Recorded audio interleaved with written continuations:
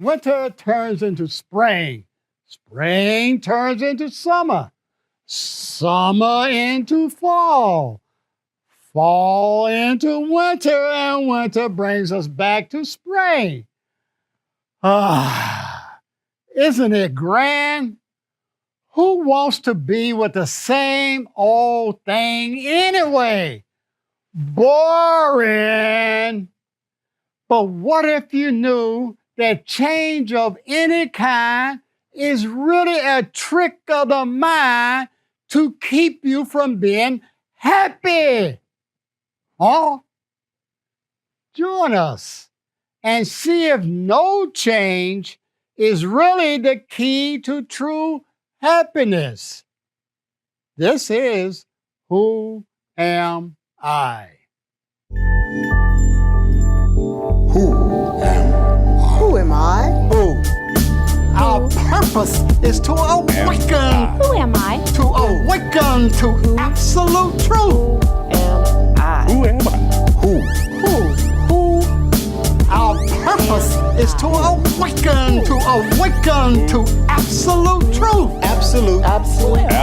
Absolute truth. Our purpose is to awaken. Are they one and the same? Absolute truth. That's our purpose. Who am I? Hey, now if you notice in the teas, I was bringing up the 4 seasons, okay? And it's fall now. And thank God it's no more 90-degree type weather, right? And the leaves look nice, except when you got to rake them off of your yard and stuff, okay? And, this football, and then, comes winter, and maybe we'll have snow this year or not, or whatever. But we're talking about change, all right? And if you'll notice is that I was also saying about happiness, all right? That I was connecting happiness and could change be connected with happiness. Now, everybody says they want to be happy. I mean, only a fool would say, I don't want to be happy, okay? So we say, okay, I want happiness, and we think we know what would get us happiness. More money, more respect, more sex, more, okay? As soon as I get that more, whatever, you'll fill in the blank, I'll be happy. We know that ain't true, okay? Because, Kate Slade and Anthony Bourdain had money. I ever tell y'all that Jim Carrey, the comedian actor, he said something very profound, even though, he's not known as a philosopher, okay? He's sort of known as a slapstick comedian, okay? But he said something very profound. He said, I wish everybody could have all the money they want, all the fame they want, all the sex they want, and then they'll find out what wanting is really about. That was Jim Carrey, okay? Deep, all right? So, we all said we want happiness, all right? And that means that we start off in a state where we think that there is something called not happy, and if I change something, I'll get the happiness. In your opening, you said change of any kind is really a trick of the mind to keep you unhappy. Yeah. And then on your Kickstarter questions, you say, can there be a place where change is not possible? Mm-hmm. And so I find that those two things work together. Now, here and now. So here and now is happiness. It's always going to be happiness. But that trick of the mind makes you want to be someplace other than that here and that now, or this present moment. And if you want to locate, call it a place, that's where change does not take place. Exactly. Very beautifully stated. The grass is always greener on the other side of the fence. As soon as I get, more money, whatever, okay, I'll be happy, okay? And so that's the trick of the mind, that I got to change. I have to go through a change to get. See, underneath that is something called motive. Every human has a motive, a motivation, because there's something called, as Sharon was just saying, I ain't got. I got to get somewhere, okay? I got to get to where I can make plenty of money, okay? Or where I get plenty of respect, or where I can, have everybody think that I'm the smartest person in the world or whatever, okay? And that's the trick, because I think where I am now, all right, as Sharon was saying, that when I think, by the way, when I think, I'm not now, all right? But when I think that I'm now, there's something missing. If you start with identity, God's Okay. identity, Uh-huh, spirit identity, uh-huh. infant identity, it coming from identity that happiness is who I am. Okay, And I'm already there. Okay. So there's nothing for me to do. That's more of the here now. Uh-huh. That's my identity, happiness. uh-huh. So there's nothing I need to do. There's nothing I need to get rid of. There's nothing I need to get. It's just be with happiness right here, right now. Yeah, but Gloria and Alan and Leonard and Carol and everybody in the whole world who identify with a body, okay? And this is, like you said, the identity. I'm Once, not identifying with the body. I know it, but Yeah. once you think, all right, you will think as a body, Right. all right? And so you go, well, I don't have, all right? The body tells you got to get some food, okay?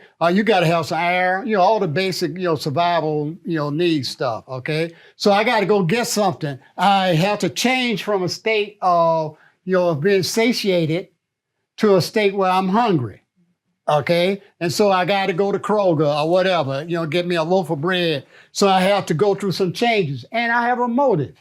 I have a motive called be complete, okay? And I think I know what completion is. I think that, if I'm hungry, go to Kroger, get your loaf of bread. Oh, sorry, Mr. Publix. Go to Publix, okay? Or whatever. Okay, now Mr. Aldi is mad. Sorry, Mr. Aldi, okay, or whatever, all right? But go wherever and get it. Then what's going to happen? All right, you go through a change, and you eat the bread, or whatever, okay? And now you say, oh, like on Thanksgiving Day, I'm full, okay? And then you go, I know I want to eat again. And then 6 hours later, wow, where's that turkey? Whatever, okay? So there's always a change going on. But we're looking at, is there a changeless? Can God want anything?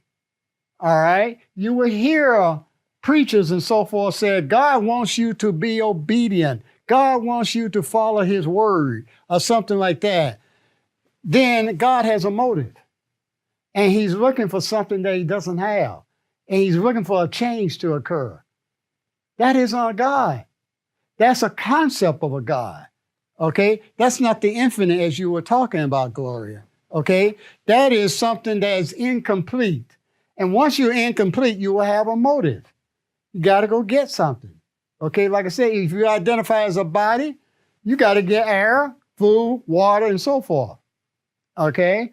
And that's the trick of the mind. So you can't even be in here now from the body. No. That's just words. Right. And also you can't be in the here and now in the mind either. Yeah. Thought. So if we're just going to keep thinking, then we're not going to get anywhere to understand that we already have happiness and peace. Right. So if I am identifying with the temporal reality, with time, with change, and all the temporary things that I think will make me happy, and then all of a sudden I realize that I need something else to make me happy, and I'm going to keep building on that. And there's never going to be a real peace and happiness moment until I recognize that I already have that, which is the thing that Lydia always says, is that just being is peace and happiness. And you don't have to do anything. Exactly. And there is no doer, because it's already here. Eternity has never stopped being eternal. So I don't know why that's, why it's so difficult, but at the same time, I understand that it's confounded me for 40 years. Yeah, well, every human. Yeah. It's, it's so simple. It really is. All there is God or the infinite. Shut up. Okay? But you go, wait, now, wait, you got to explain. Now, yeah, but what about, and then you get caught in the human thinking. Okay? So yes, but it's very simple. God is I am. That is it. That's all that is. Everything you need to know is contained in the word I. That's why you got to ask, who am I? Can there be anything without I? Well, who would know it? Okay, I would. Thank you. Okay, so, when you realize that if you're not really investigating I, you're caught in your thinking. And your thinking will tell you this is true. Okay, I don't care whether or not your thinking tells you your religion is true, or whether it tells you that science is true, or that math is true, or whatever. It's your thought. Get outside of your thought. Well, how are you going to do that? Okay, so this is a, we use the word conundrum. Okay, so but you're at least investigating. It's like, just be still. When you get that, I am that I am is all there is, right here, right now. There's nowhere to go. It's like, why do we keep coming back here? Why do you keep having this show? It looks like we're trying to get somewhere. So why? Why not? The problem with all of this is that Sharon wants to be here. Sharon wants to be a part of whatever it is that's going on. She can intellectually understand, I am, be here now. There's no lack in that allness. But Sharon wants to be a part of it. And no matter what I try to do, Sharon keeps insinuating herself in all of this. And until she can take a back seat and sit down and be quiet, then none of this is going to have any real meaning. And I am only going to get little glimpses. But Sharon's never going to get all of it. She doesn't know this, but she keeps trying and continuing to try. So I am just going to sit back and wait for her to just be quiet. Yeah. Because that's not my job to push myself and force myself. I do everything quietly, but Sharon does everything loudly. Mm-hmm. And that's that pushing trying to get in. Mm-hmm. And if she just stopped pushing, I can come forward, but she's not going to let me do that. Yes. Then where does I of myself can do nothing, but through Christ I can do all things? Is Christ bringing me here, or is it Gloria Sharon bringing me here? Well, again, you're trying to understand. Okay. Yeah, Gloria's trying to understand. And yeah, I think your understanding is deeper than Hitler's. Okay. Well, thank you. That ain't much of a compliment, is it? Yeah. I'm just representing the people, the listeners. Right, sure. But in a human, it appears to be degrees, levels of understanding. Okay, Hitler, we would say had very little understanding of the nature of spirituality. Okay, and we would say Jesus had more of an understanding than Hitler. Who would disagree with that? Okay, but even Jesus couldn't get it. Even if you take in the Bible, let's assume some of that stuff is true. All right, supposedly right around the time when he was being crucified, he went into a garden. They called it the Garden of Gethsemane. And he was doing a lot of inner struggle. And, he was saying, I don't want to, but if it's your will, so forth. Y'all know the story, okay? So that was a human. That wasn't the Christ. That's not Christ. Christ can't struggle. Alan does. Sharon does. Gloria does. Any human. And we know Donald Trump struggles. Good God. Okay. No, he wouldn't admit it. But anyway, the point though is, yes, as long as you think, you're caught in a thought. Okay. But if you're investigating that thought or being aware of that thought, as Sharon was saying, okay, just noticing that thought, now you're getting closer. And that really isn't true, but it looks like you're getting closer. Okay. And why not? Okay. So this is an opportunity. This conversation is an opportunity for us to look at that human personal identity that we used to identify as. Yes. And now we can question, am I that? Yeah.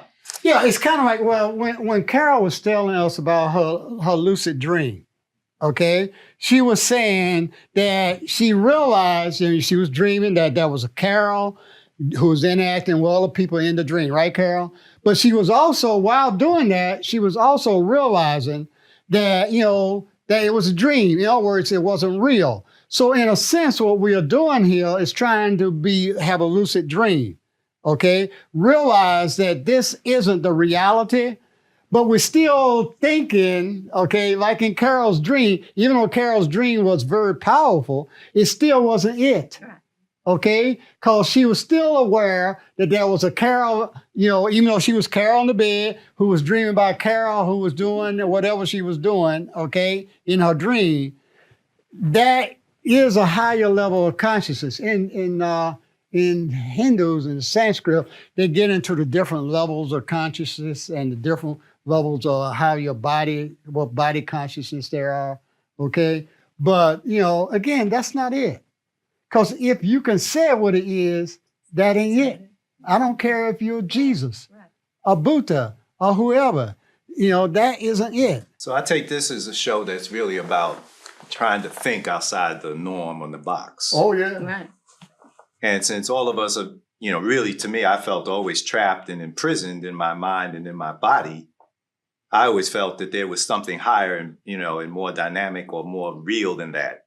So that's what led me into a spiritual journey about trying to see where I can leave the human mind and body and find out who I really am, which led me to ask that question, who am I? And when I saw the I, it wasn't like seeing anything. So once I recognized that if I could see that I'm beyond the mind, I'm beyond thingness, and that no thingness is like you said, it's unnameable, indescribable, but that's told me I've never left that place. I've never left being no things, formless reality. And the way I knew that is because I was aware, and what I'm aware of are things, but what I'm aware of could not be me. And once I realized I could not be aware of nothing, then I realized that that's what I was. Yes. Yeah. Very powerfully put, Leonard. Wow, could you say that? There is, when you ask scientists, the Stephen Hawkins and all of them, okay, what did Big Bang come out of? Time, space, and matter. And they really, they just said, like when they talk about black holes and stuff, they said, when you get near the approach of black hole, that it's called the event horizon.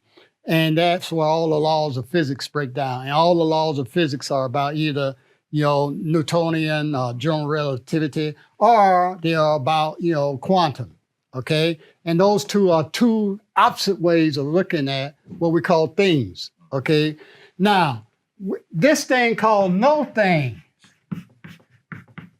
Now, how in the world can Alan think about no thing, okay? Because, I got to have a form. Even if I can't see it, like in science, they say, the smallest piece of matter which can't be divided. Okay, what is that? Okay, but still a thing to them. They can call it string theory or whatever, okay? But I got to have something that has, a peripheral, a boundary around it, okay? It's limited in other words. Because I'm limited. My thoughts are limited. So I can only grasp the limited, And that's a thing. But what is it that is no thing, nothing? Okay? Well, duh. I don't care if you got 40,000 PhDs from Harvard and 30,000 Nobel Prizes or whatever, okay? You can't really grasp it. And scientists will have to admit that. Stephen Hawking and them did come to that realization. There was something where they couldn't go any farther. Okay? I remember, y'all remember the show we had when we had a nuclear astrophysicist, a reverend, a Unitarian minister, and myself. And one of the questions I asked was, what is the limit of your understanding? You know, if you're a scientist, you know, what limits you? If you're a theologian, what limits you? You have to have a limit because it all comes out of your mind, thoughts, okay? And science is limited by the scientific method and math, okay? Religions are limited by beliefs, faith, dogma, okay? And it's okay. I mean, obviously, I'm not against science. Joan our father was a scientist, okay? I respect science because of science, I can, you know, have this thing, although it's a curse and a blessing sometimes, you know. But anyway, so I respect science. I can respect religion or whatever. But I have to know what's the limit, okay? And what we are trying to do here is, even though we can't get the unlimited, at least as Leonard was saying, we're at least realizing that this is the lie, the limitation, okay? And yes, you're not going to get outside it on your own. It's almost like saying it's okay to not know. Yes. And it's like I'm getting more and more permission from this conversation and, you know, reading different things about truth, like coming from truth. I don't have to prove truth. Truth just is. Mm-hmm. Like, I don't know. Yeah. Gloria doesn't know. Yeah. The I that I am, knows all, but Gloria just doesn't know. And that's okay. Yes, that's what Socrates came to. You know, Socrates, you know, was walking around Athens and he was asking all these Harvard PhDs and these theologians and all that kind. He was just asking them questions. Called it the Socratic method. And, you know, he basically showed them that they didn't know. Okay, but they were so embarrassed because they were supposed to know. I have my PhD from Harvard. I'm the, you know, Reverend Dr. Bishop Elder so-and-so. Okay? And so they got, you know, angry with him and said that he had to die. And they gave him some poison to drink. And right before he drank the poison, he said, one thing I do know is that I don't know. And that's the beginning of wisdom. And then he drank the poison. Yeah. And that reminds me of the previous shows you were doing on attachment. Mm-hmm. It's like when you're attached to that human identity, the personal identity, you can't admit that this identity that I thought was my life, that I know, that it's okay that I don't know. Yeah. Yeah. See, we all are attached to something. Mm-hmm. I'm attached to my belief system. I believe I'm a black man. Although when I was growing up in Norman, Alabama, I was a Negro. Okay? And then somebody said, no, you're not. You're now black. And they said, no, you're African American. Well, who made that up? Okay? I mean, I'll play that game, but there's no truth in it. Okay? But I'm attached to a body. Okay? You know, some of you who are social scientists and psychologists or whatever, there's a theory called Maslow's theory, okay? And it's 5 needs. Joan, you know about that, okay? And Maslow, you know, basically said, you know, there are 5 needs. Now notice the word need, okay? Maslow was saying, you start off with that, okay? And he said you start off with your survival needs. Well, of course, if you're a body, okay, like I say, you're gonna need water, food, and so forth. But then he goes on up the ladder, okay? Safety needs and so forth. Needs for what he called love, which ain't love. Okay, that's just romance, okay? Boy-girl stuff, which is not love. That's, you know, love, hate, okay? Boy-girl stuff. Y'all know anything about that? No, tell us. You know, it's Smokey Robinson, you know. That's another show. Yeah, that's another decade of shows. You know, that's Real Housewives of Atlanta stuff, okay? Soap opera and all that stuff. They never end, you know, as the world turns in the days of our lives for the young and the restless, you know, at General Hospital or whatever, okay?